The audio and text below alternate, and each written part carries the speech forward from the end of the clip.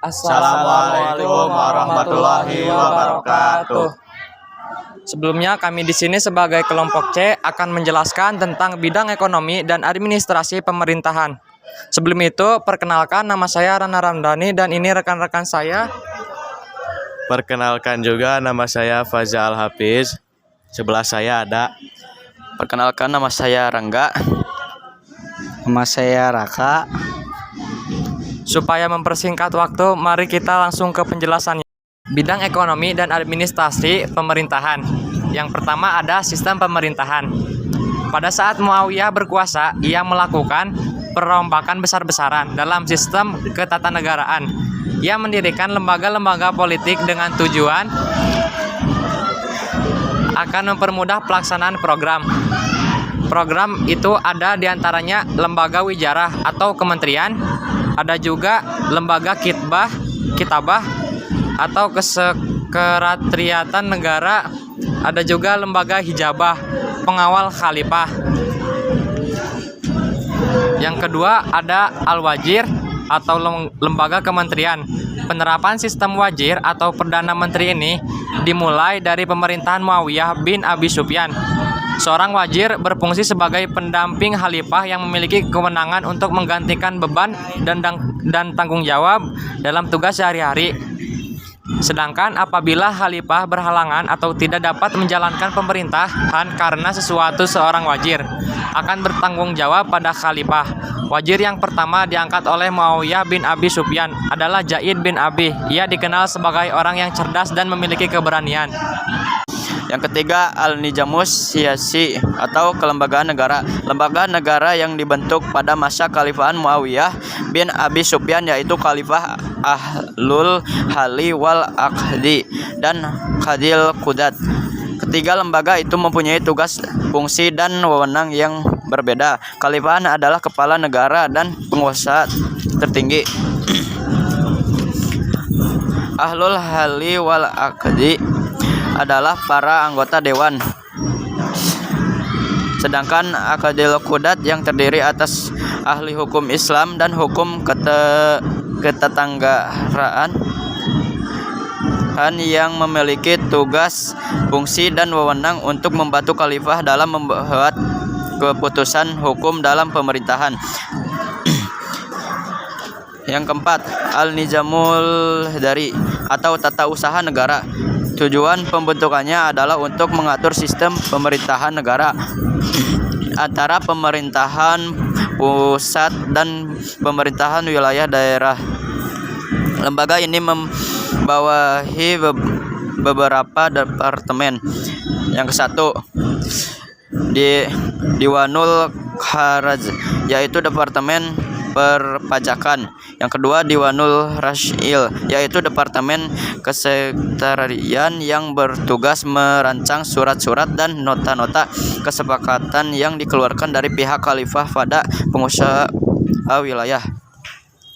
Yang ketiga, Diwanul Barid, yaitu departemen pos yang bertugas menyampaikan berita dan surat dari dan ke daerah-daerah kekuasaan Daulah Umayyah. Yang keempat, Diwanul Mustagilat, yaitu departemen pekerjaan umum yang bertugas menangani berbagai kepentingan umum. Yang kelima, Diwanul Khatim, yaitu departemen yang kearsipan yang bertugas menyimpan berkas-berkas atau dokumen penting negara. Dan yang kelima ada Al-Imarah atau Al-Buldan atau biasa disebut pemerintahan pusat dan daerah. Pembentukan pemerintahan pusat, wilayah, dan daerah sangat diperlukan pada masa Daulah Umayyah. Hal itu disebabkan wilayah kekuasaan Daulah Umayyah cukup luas. Wilayah kekuasaan Daulah Umayyah dibagi menjadi 7 provinsi. Yang pertama Provinsi Hijaz, 2 Provinsi Yaman, 3 Provinsi Irak, keempat Provinsi Al-Jazirah atau Mesopotamia, yang kelima Provinsi Syam, keenam Provinsi Mesir, ketujuh Provinsi Afrika Utara, Libya, Andalusia, Pulau Sicilia, Sardinia, dan Bailar. Keenam, ada Al-Nizamul Mali atau lembaga keuangan. Lembaga keuangan sebenarnya sudah ada pada masa Khulafaur Rasyidin, artinya Daulah Umayyah tetap mempertahankan untuk mengelola Baitul Mal.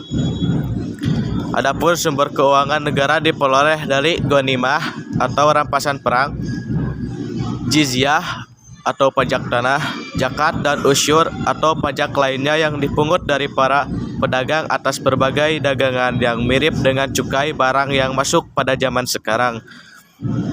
Pada masa Hisham bin Abdul Malik, kharaj atau pajak dan pertanian dikenakan kepada seluruh penduduk yang berada di bawah kekuasaan Daulah Umayyah.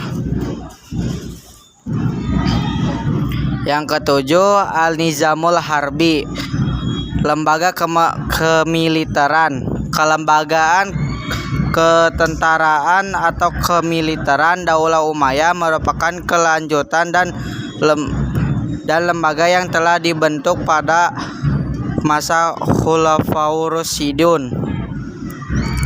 Strategi yang digunakan Daulah Umayyah dalam ketentaraan semula hanya dua, kekuatan belakang dan kekuatan depan.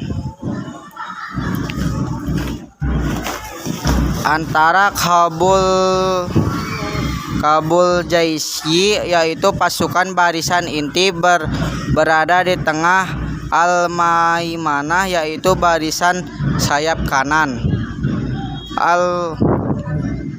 Al-Maisarah, yaitu pasukan sayap kiri, Al-Muqaddimah barisan depan, dan Saqohul Jaisyi barisan bagian belakang.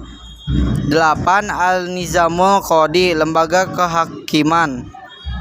Pada masa Daulah Umayyah, kekuasaan politik telah dipisahkan antara eksekutif, pemerintahan, dan yudikatif, kehakiman dan peradilan. Kekuasaan kehakiman pada masa itu dibagi menjadi 3 lembaga, yaitu